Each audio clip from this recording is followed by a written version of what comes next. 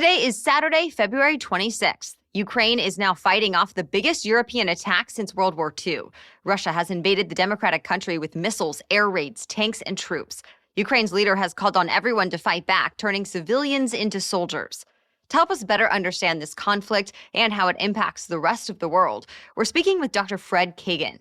He's a scholar and the director of the Critical Threats Project at the nonpartisan think tank American Enterprise Institute. He's won the prestigious Medal for Distinguished Public Service from the U.S. Defense Department. And his expertise dates back more than 30 years from when he got his Ph.D. in Russian and Soviet military history at Yale University. We talked to him about Russia's invasion strategy, the possible damage to the Ukrainian people, and whether he thinks Russia will pose an even bigger threat to the rest of Europe.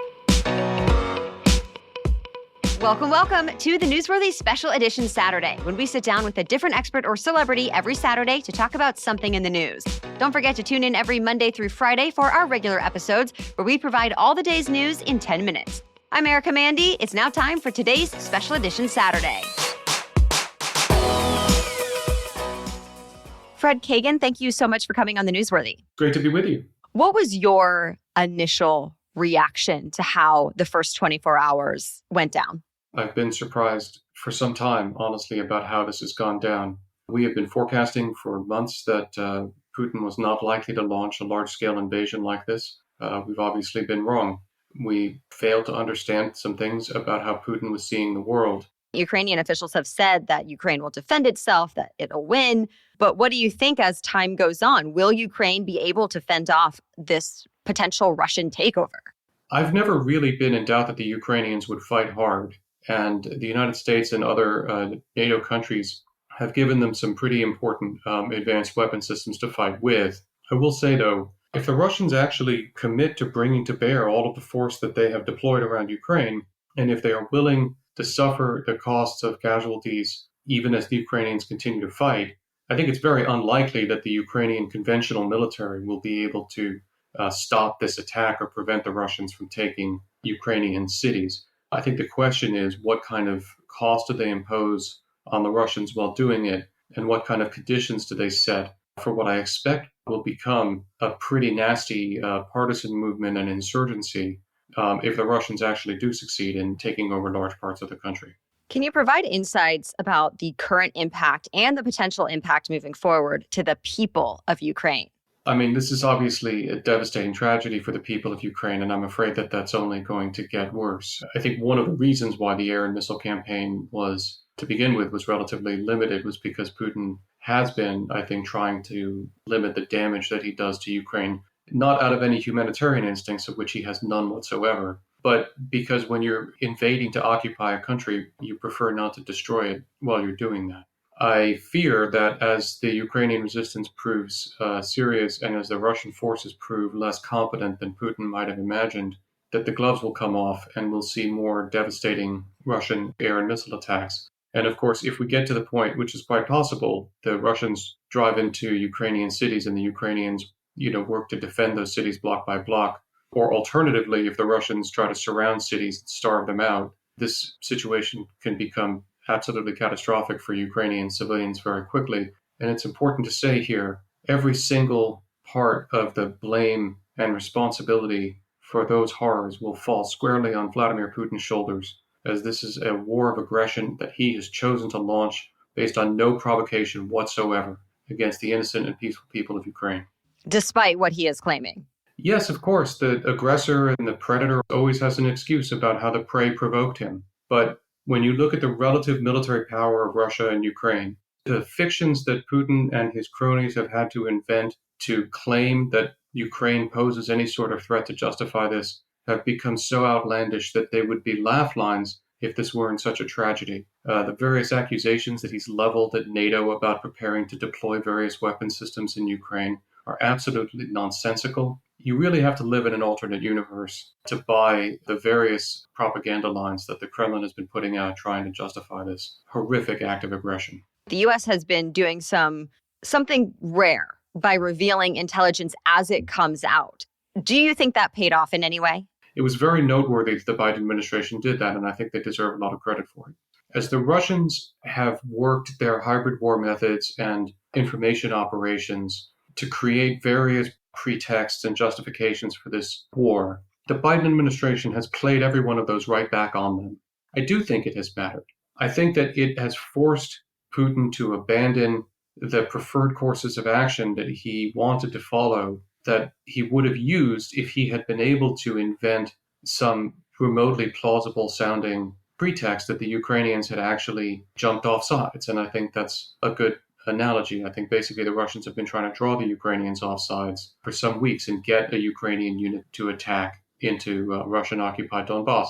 The fact that the Ukrainians didn't, the fact that the White House has revealed all of those efforts for the Russian information operations and gaslighting efforts that they are, I think persuaded Putin that they weren't going to be successful. What about inside Russia? There have been at least some protests so far against this war. Do you have an idea at all of the reaction from Russian civilians and who are, by the way, being fed this propaganda from Putin? I expected that Putin, if he were going to launch an invasion like this, would take some time really to prepare his people for a big war. I expected to see days, if not weeks, of drumming up among the Russian people the belief that there was some really serious threat here, some really serious attacks, and that Russia was going to have to fight, that Russia was going to need to defend itself. And that's not what they were doing. Russian spokesmen were lampooning reports that Russia might invade Ukraine.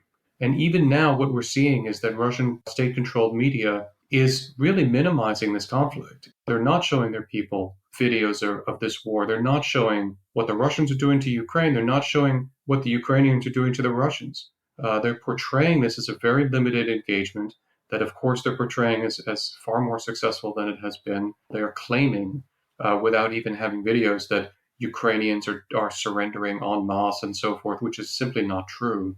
And so they're feeding their own people a pack of lies. But the fact that there have been protests and the fact that noteworthy figures in the Russian media space have been criticizing the war is a stunning condemnation of Putin's failure to prepare his population for a big conflict. Still ahead, if Russia takes Ukraine, will they keep going and invade another country? Plus, whether our guest thinks more sanctions will do any good. That and more still ahead. But first, let's take a quick break to thank our sponsors. This episode is brought to you by Masterworks. It's a new year, which means it's time for new ideas. And turns out that women may be better investors than men. That's right. According to research, women investors outperform their male counterparts. So what gives some women investors an edge? They're more likely to be risk-conscious with their investments, according to this research. And one asset that can help diversify your portfolio and is not so correlated to traditional stocks and bonds is blue-chip contemporary art. And typically, it's only the bajillionaires like Beyonce and Bezos who can afford a chic Picasso for their walls. But Masterworks is changing all of that. Masterworks is the startup giving everyday investors a piece of the art pie, or palette to be metaphorical. They've made blue-chip art investable, so you can own a fraction of a multi-million-dollar piece of art. That way, anyone can add paintings by artists like Monet, Basquiat, and Banksy to their portfolio without paying millions.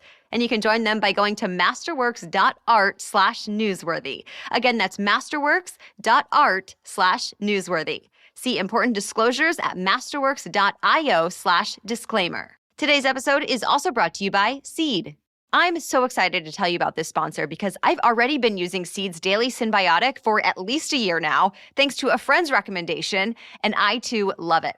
It's a 24-strain prebiotic plus probiotic that supports digestive health. It supports healthy skin. It promotes heart health, and so much more. It's actually clinically and scientifically studied, so you know you're getting the real deal. When I first started taking Seed, I was pregnant, and even pregnant, I felt great. So I haven't stopped taking it since, as whole body health continues to be a priority for me. Plus, I appreciate that Seed cares about the earth. In your first purchase, you'll get a glass jar that is refillable. Then your monthly refills are delivered in compostable, biodegradable, and recyclable packaging. And right now, you can get 15% off your first month's supply of Seed's Daily Synbiotic by visiting seed.com/newsworthy or by using code newsworthy at checkout. I take mine every morning. Again, go to seed.com/newsworthy or use the code newsworthy at checkout. Okay, now back to my conversation with Fred Kagan. What's the likelihood that Russia will move beyond Ukraine and try to invade other countries next? A lot of people, including me, thought that Putin would not launch a big invasion of Ukraine on this scale. He did. We cannot be complacent about what he might do next. I'm not prepared to say that Putin is going to finish this invasion up in a couple of weeks and then immediately, drive north. But I do think that we have to be very concerned about that risk. And I also want to say that we have to be concerned about the risk of a potential Russian invasion or attack of Poland. The Russians have built up a major conventional military force and are using it now. This is the first time that Russia has posed a major conventional military threat to NATO since the end of the Cold War. The entire post-Cold War security architecture of NATO, American defense budgets, European defense budgets, all of our national security strategies have rested on the pillar of the lack of a major Russian conventional threat to NATO. That pillar has just collapsed. It is being crushed under the treads of Russian tanks in Ukraine today. And so NATO and the United States have got to wake up and recognize that we've got to start again for the first time in 30 years, seriously thinking about how we would defend member states, not just the Baltics, against a major Russian conventional military attack, and preparing to do so, which is going to require spending a lot more money on defense than we have wanted to, and making a lot of decisions that we would have preferred to avoid. For now, what do you think the sanctions and trade bans could do, if anything, to deter Russia at this point? And what other punishments are still on the table from the U.S. and American allies? It's obvious that the sanctions and the threat of sanctions have not deterred Putin. I don't think they will. I don't think that there's any economic pain that the United States is going to bring on Russia that is going to change Putin's calculus, especially now that he's launched himself into this war. If he's willing to risk fighting the United Alliance, he's willing to risk whatever economic sanctions we might threaten. Look, I understand everyone's reluctance to get into a war with Russia, and I certainly have no enthusiasm for doing that at all. But we've got to recognize something. That effort just failed. It failed. President Biden was holding in reserve the threat of crippling sanctions if Putin did exactly what he's doing right this very minute. So I've come on your podcast and I've admitted that I was wrong. And I think it's time for other people to admit that they've been wrong in some theories and assumptions about what might work here to constrain Putin and deter him. He's not going to be deterred by these kinds of things. He has brought a gun to a gunfight here, and we're going to have to show him that we're willing to bring a gun to this gunfight. If you're going to deter him from doing anything, I think he's just made it clear that that's the minimum ante to play in that game. Putin has threatened that any other country trying to intervene will face consequences never seen in history. Do you think that is a genuine threat? What do you think he meant by that? If Putin unleashed all of his cyber warfare capabilities, it would be consequences never before seen in history in a very literal sense. And I think in the first instance, that's one of the things that he has in mind. But listen, the Russians have made it clear, and Putin has made it clear repeatedly, they do not regard nuclear weapons as being weapons of last resort to be used only under threat of nuclear attack. We can't discount the risk that Putin might use I think would be low yield nuclear weapons, probably on sparsely populated areas in the target state initially, in an effort, what used to be called escalate to de-escalate. That is, I think, implicitly also one of the things that he's threatening, and I think he's shown that we need to take his threat seriously. I imagine that is one of the worst case scenarios. What do you think is the best case scenario at this point?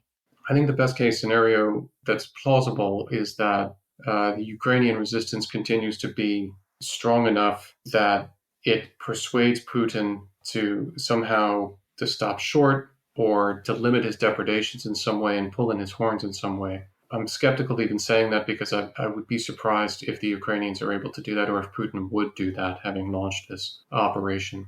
The other scenario that I won't describe as the best case, but that would have an outcome that I would describe as not entirely bad, is this can well be the beginning of the end of Putin's reign and Putin's empire in the same way that the Russian and Soviet invasion of Afghanistan was the beginning of the end of the Soviet Union. The Russian people are not going to be happy about taking a lot of casualties. I don't think many Russians are happy about attacking Ukraine to begin with. The Russian economy was a wreck even before this, and the sanctions are going to wreck it even more. So it's not, I don't want to say it's a best case scenario because it will wreak devastation on the innocent people of Ukraine and then in another way probably on people of Russia. But this could be the beginning of the end for Putin and his reign and his thugs. That would be an outcome that would be better than many alternatives we could consider. Anything else you want to add or just a final thought for our listeners? I guess I would just end with pray for Ukraine to hold off this attack if they can. And if they can't, then we will have to figure out how to help Ukrainians one day, once again, regain their freedom from the tyranny of Moscow. And in the meantime, let's all pray that it won't come to that. We want to thank Dr. Fred Kagan for joining us and providing his perspective. We'll continue to bring the latest updates on the crisis in Eastern Europe and the rest of the day's news in our 10-minute daily roundups every Monday through Friday. Until then, thank you for joining us and have a great weekend.